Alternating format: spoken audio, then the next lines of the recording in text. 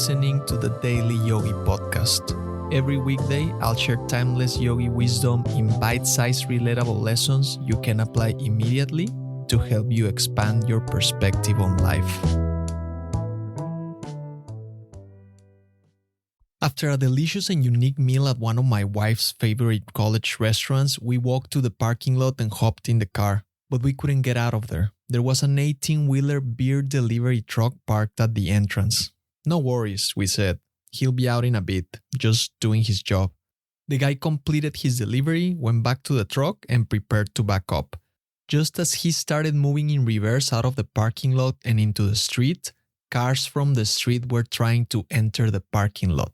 So he had to stop and wait for the cars to move over. And it wasn't their fault. They were confused as to what to do to get to the parking lot. There was only one entrance. So we just sat there watching the truck driver getting impatient and complaining about the cars that were blocking his path. When he finally had a clear path to the street, he was so angry and frustrated that he couldn't get out. He kept making mistakes, either turning the wheel too much or too little. He almost hit a parked car on the street. He was hitting the branches of a tree. He would pull forward, then rapidly back. He was visibly angry, making sudden movements at the steering wheel.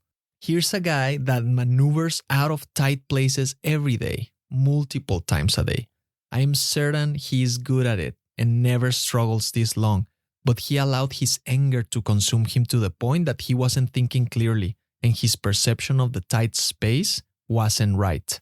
He kept messing up, and by doing that, he got angrier and then messed it up again, and that made him angrier. I remember in elementary school when my dad would be training me to play tennis, he would say, "El que se enoja pierde," which translates to, "The one who gets angry loses." When playing tennis, if you begin to make mistakes and allow frustration to take hold, it can create a negative cycle where your errors compound. If you let anger affect your mindset, it becomes increasingly difficult to focus and correct your performance. You make a mistake, and as a result, you become angry. Then, that anger leads you to make more mistakes, which in turn intensifies your anger. The cycle continues to repeat itself. Getting angry clouds your judgment. It is true in tennis, it is true in every sport, it is true at work, it is true when you drive, and it is true in life. In stressful situations or when making mistakes, keep your composure and remain calm. Take a moment to collect yourself. Allow your mind to settle. Focus on your breathing. Inhale deeply and exhale slowly. With each breath, release any tension or stress that may be weighing you down. Thank you for listening. If you found value in today's episode, rate the show or share with a friend. And remember, take this reflection into the silence, and I'll see you next time.